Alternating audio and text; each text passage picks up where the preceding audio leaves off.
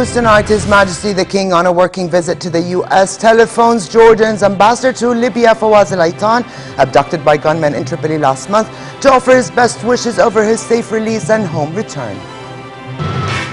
Lakhdar Brahimi announces his resignation from his position as the UN Arab League envoy to Syria after 2 years of failed attempts for a peaceful resolution, and the UN chief praises him as one of the world's most brilliant diplomats. And movers and shakers of the film world are boarding yachts and jets to head to the 67th Cannes Film Festival opening tomorrow.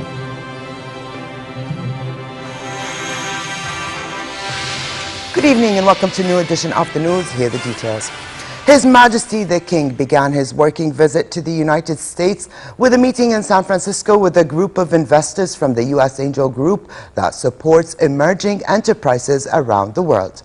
Also in San Francisco, His Majesty will address a conference on Jordanian innovation hosted by California University in Berkeley. The conference, as well as the King's scheduled meetings with executives of top U.S. corporations, will provide opportunities for Jordan to present itself as an IT hub, offering potential investors with numerous investment opportunities in the IT and digital content sectors. His Majesty the King telephoned Jordan's ambassador to Libya, Fawaz Al-Aitan, who arrived in Amman today following his release. King Abdullah expressed his best wishes to Aitan over his safe home return, realized after intensive efforts by top Jordanian government and intelligence officials. Al-Aitan thanked His Majesty for his close follow-up during the time he was abducted. Fawaz Al-Aitan was kidnapped in Tripoli on April 15th by armed gunmen on his way to work. Today he was freed and arrived in Amman this morning. His Royal Highness Prince Faisal the Regent led senior government and military officials in welcoming the ambassador at Marka Military Airport, where Aitan's family members were also waiting as his airplane landed. Aitan's kidnappers had demanded an Islamist militant be released from a Jordanian jail in exchange for his freedom. Mohammed al-Drisi was handed over to Libyan authorities this morning too. Al-Aitan said knowing that there were intensive efforts by His Majesty the King and the government to ensure his safe release helped him through the ordeal. He appeared in good health as he stepped down the plane.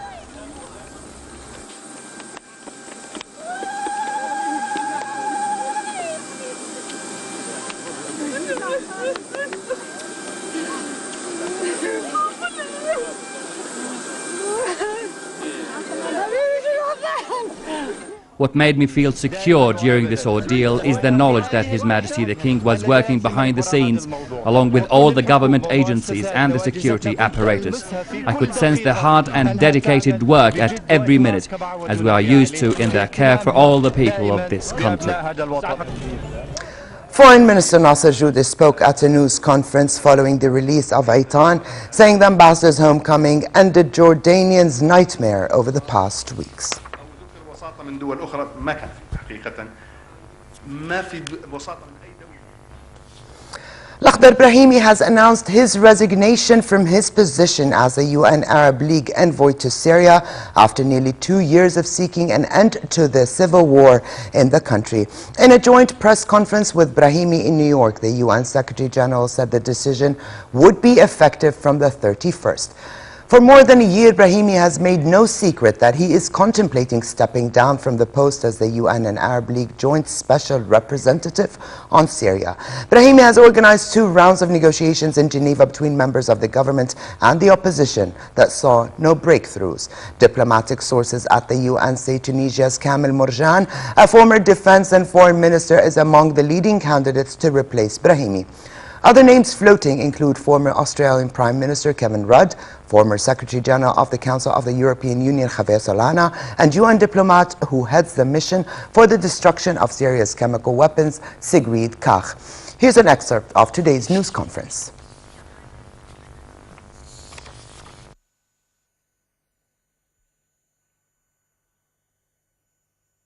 It is with a great regret that the following consultations with the Arab League Secretary General Nabil El Arabi, I have decided to accept the request of Mr. Lakhdar Brahimi to relinquish his duties as a joint special representative of the Secretary General and League of Arab States, effective 31st May 2014.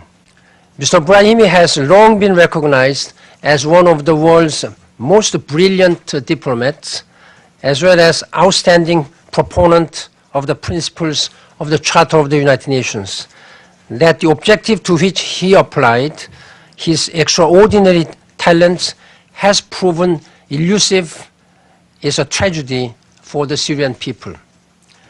That his efforts have not received effective support from the United Nations body that is charged with upholding peace and security, and from countries with influence on the Syrian situation, is a failure of all of us. It's very sad that I leave this position and leave Syria behind in such a bad state.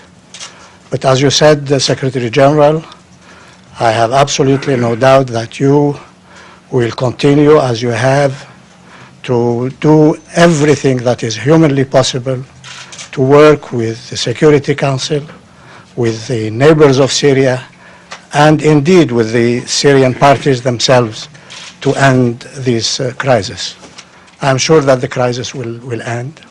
The question is only, and this everybody who has a responsibility and an influence in the situation have to remember that the question is how many more dead, how much more destruction there is going to be before Syria becomes again the Syria we have known, the new Syria that will be different from the Syria of the past, but it will be the Syria we have loved and admired for many, many years. Denmark's foreign minister aboard the ship carrying Syria's chemical weapons said Damascus must move faster to complete the transfer by next month. Denmark, providing one of the two container vessels taking delivery of Syrian chemical weapons for destruction, urged Damascus to expedite the process and said it could not wait beyond a June 30th deadline. The shipment includes chemicals to make a VX nerve gas and sarin and mustard gas. Syria missed several interim deadlines for relinquishing its toxic stockpile, although most of the declared amount has now been removed or destroyed. Western officials are concerned about discrepancies and ambiguities in Syria's inventory declaration that could leave some of its arsenal intact. Actually now gathered 92% of the registered chemical weapons of Syria. That's not enough. We are still having 8% remaining, and we'll do whatever we can to get that on board as well, and then transport it away and destroy it as soon as possible. Saudi Arabia said it has invited Iran's foreign minister to visit, hinting at the possibility of a thaw between the two countries at odds over the Syria crisis. Foreign Minister Prince Saud al-Faisal told a news conference that Iran's foreign minister Mohammad Javad Zarif was given an invitation to the kingdom, but that despite Iran's past declarations of hopes to improve ties, the visit has not transpired. He did not say when Riyadh issued the invitation or if Iran has formally responded.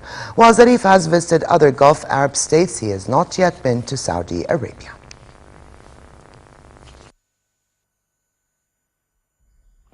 Well, there has been an expression of a desire to renew the communication between our two countries, expressed by Iranian officials, by the President and by the Foreign Minister.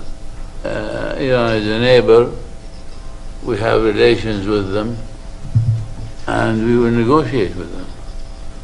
We will talk with them in the hope that if there are any differences, they would be settled to the satisfaction of both countries. And our hope is that Iran becomes part of the effort to make the region as safe and as prosperous as possible, and not become part of the problem of foreign insecurity of the region. A series of car bombs exploded across the Iraqi capital, killing at least 10 people. The attacks appear to be coordinated to strike mainly Shiite districts. Security sources said 5 separate attacks targeted Baghdad's busy market areas. In Sadr city in Baghdad's northeast, 3 car bombs killed at least 3 people and wounded up to 26 others. Another car bomb attack in Baghdad's Baladiyat neighborhood killed 2 people and wounded 13 more.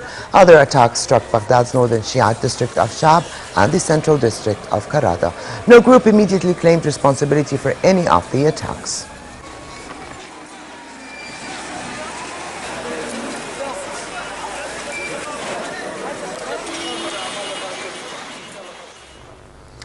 Nigerians in the commercial city of Lagos reacted to an offer from the leader of Islamist rebel group Boko Haram to free his militants held in a Nigerian prison in exchange for the more than 200 schoolgirls abducted by his fighters last month.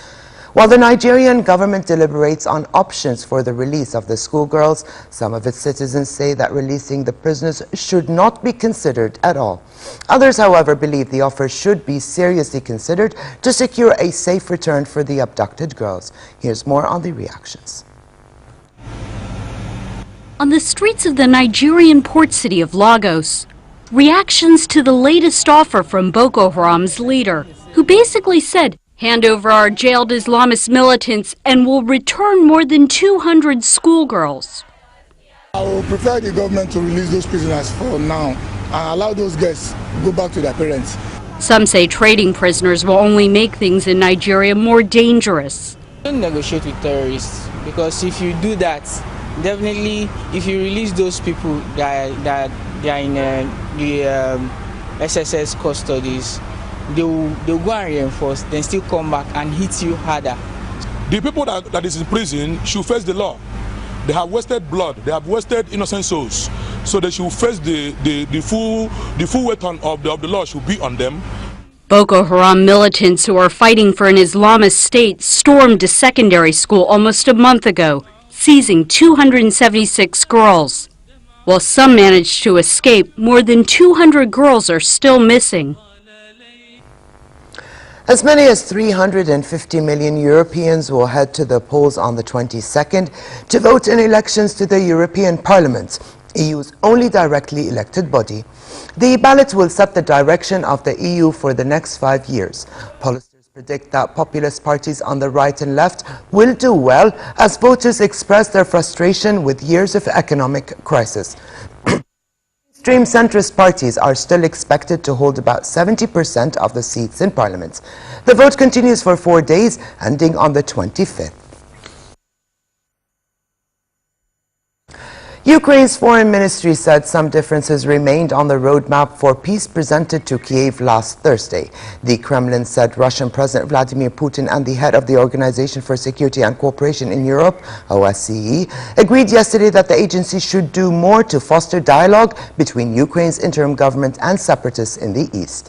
The Ukraine Foreign Ministry spokesman said they needed to hold more talks on the roadmap, adding that Kiev has presented its own plan to the OSCE last week and that there was common ground. Meanwhile, around a dozen chief executives and chairmen of major U.S. and European corporations have pulled out of an international economic conference in St. Petersburg as tension between Russia and the West grows over the crisis in Ukraine. The cancellations come as the United States and Europe consider further sanctions on Moscow in relation to violence in eastern Ukraine. In Geneva, health and infectious disease experts met at the World Health Organization to discuss whether the coronavirus that emerged in the Middle East in 2012 now constitutes a public health emergency of international concern. The virus, which causes Middle East Respiratory Syndrome or MERS infections in people, has been reported in more than 500 patients in Saudi Arabia alone and spread throughout the region in sporadic cases and into Europe, Asia, and the United States. Its death rate is around 30% of those infected. The conclusion of the meeting will be announced at a news conference tomorrow. In the U.S., officials said 2 health workers at a hospital in Orlando, Florida, who were exposed to a patient with MERS, have begun showing flu-like symptoms, and one has been hospitalized. MERS causes coughing, a fever, and sometimes fatal pneumonia. Scientists have linked the human cases of the virus to camels. Yeah, got to test out that vaccine, and that's very good. actually, funny enough, the Mayor's Birth just kind of arrived. Movers and shakers of the film world are boarding yachts and jets to head to Cannes for the most prestigious international festival for cinema, the 67th Cannes Film Festival, which opens tomorrow. This year's lineup is heavy on drama and light on humor. 18 films will show in the main competition for the Palme d'Or prize, while another 20 films are in the Un certain regard strand, plus dozens more in the Director's Fortnight, the Critics' Week, and other festival showcases. Despite the glitter and glamour, the festival is known for controversy and already has one for this year. Grace of Monaco, starring Nicole Kidman as American actress Grace Kelly, who married Prince Rainier of Monaco and died in a car crash, has been denounced as a farce by the late princess's 3 children. Some of you ask, why did I leave Hollywood? Well, I left because I fell in love with the charming prince.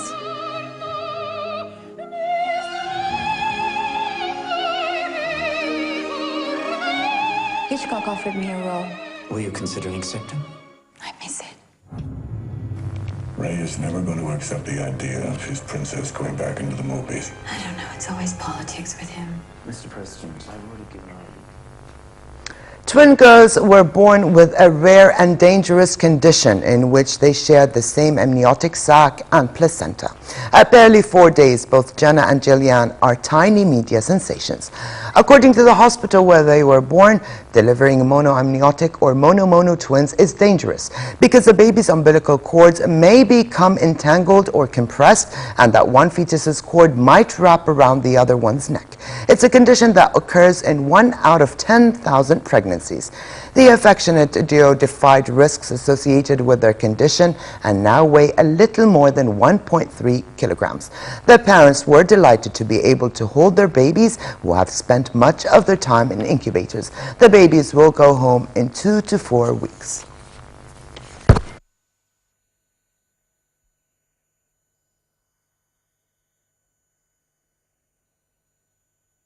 Jenna the other day, but to actually hold her like this has been waiting since Friday to do.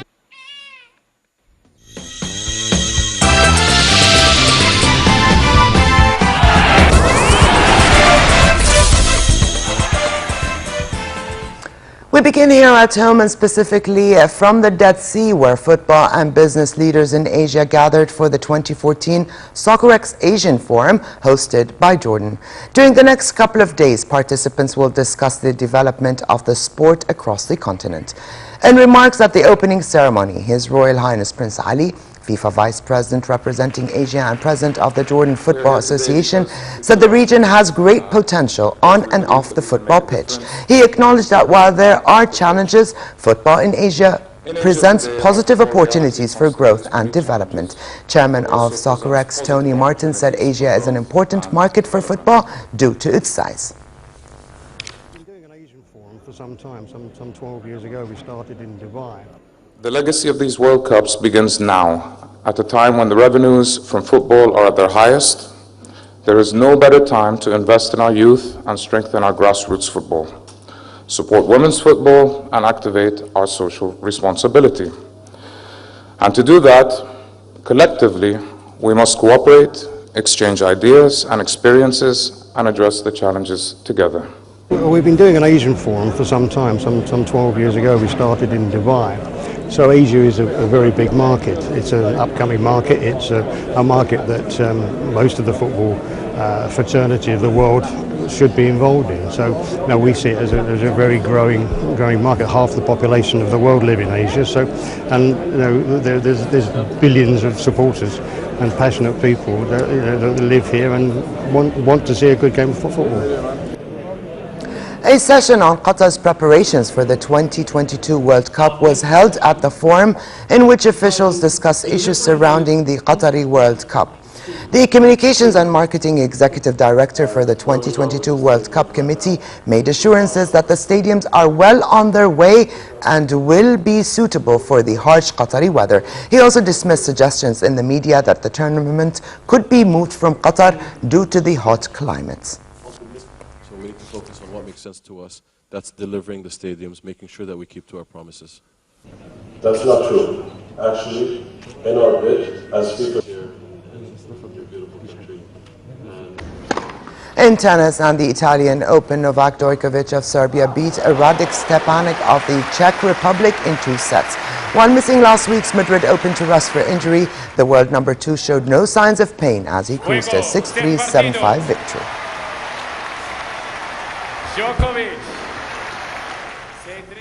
And finally, cool weather and partly cloudy skies continue tonight with southwesterly moderate winds. Tomorrow, a slight rise in temperature is expected, creating fair weather in most regions with northwesterly moderate to brisk winds. The Gulf of Aqaba should expect fair conditions tonight, but relatively hot tomorrow with northerly moderate winds and calm seas. Here now is a look at temperatures forecast for tonight and tomorrow.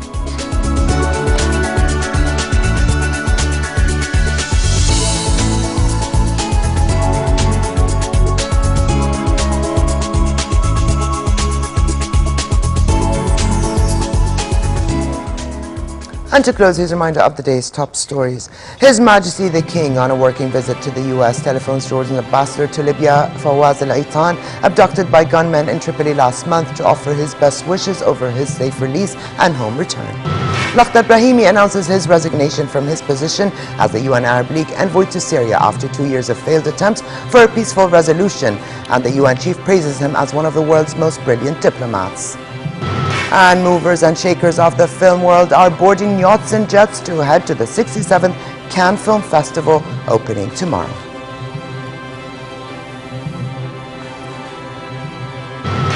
And with this, we come to the end of this edition of the news. I'm Ali Tuqan. Thank you for joining us and have a good night.